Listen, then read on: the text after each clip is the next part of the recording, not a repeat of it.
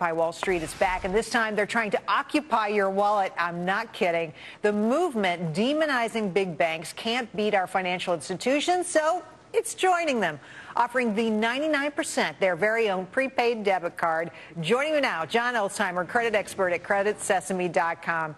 John, the irony here is just delicious. Tell us about these cards. I almost could not stop laughing when I found out that Occupy Wall Street is now in the business of prepaid debit cards. The marketing angle that they're taking with this is, hey, this is a card for the 99% and let your voice be heard with every swipe of the card. It's the hokiest marketing angle that I've ever heard.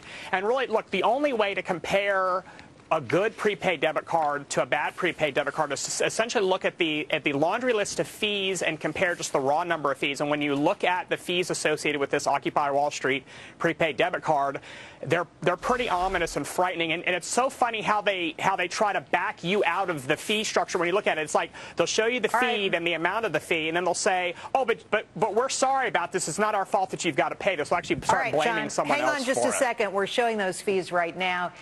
This is crazy. Yeah. This is $2 to speak to a live agent, $2 for an ATM withdrawal or decline, sorry, $9.95 for card replacement. I mean, really? And you say there's like apologies on their website describing why they have to charge these fees. It's not because we're actually capitalists at heart. Instead, what they say is about the $2 fee for a second card cannot avoid. It costs money to print and issue a card. Welcome to capitalism, my friends. This is how it works. You have to have money to make money, right? It's like they picked the wimpiest kid at an Occupy Wall Street and had him write the content on the website. I'm so sorry. I'm so sorry. It's not our fault. Please don't blame me. Don't be mad at me. Oh, and by the way, it's $48 a month for the way you use this card. It's sad and comical. Look, the prepaid debit card is not the consumer-friendliest version of plastic to transact. The Amex Bluebird card has a small, tiny fraction of the fees that this Occupy Wall Street card has. But I thought Amex was the big, bad, evil bank that Occupy Wall Street wanted us to hate, right?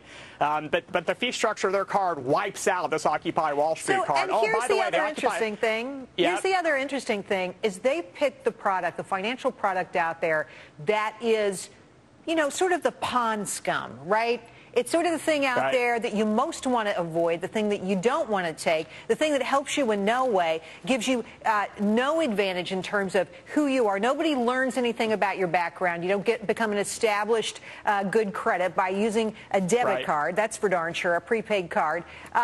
So what are they thinking, really? I mean, you've got to wonder, A, about their financial sophistication, and B, about just where this movement is going.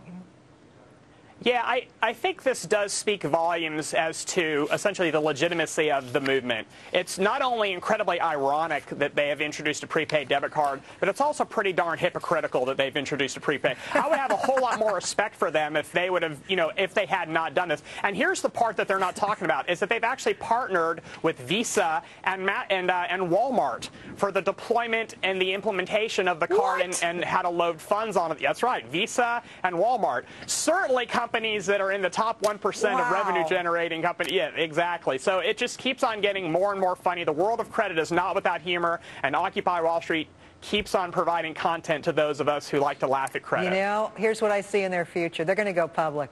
They're going to launch themselves on the NYSE or the NASDAQ. That'll be awesome. And their ticker symbol will be, what? OWS. OWS. They've already got it. Hashtag OWS. Love it. John, thanks for bringing us this story. Unbelievable. My favorite part of the show tonight. Thank you. Yep, you bet.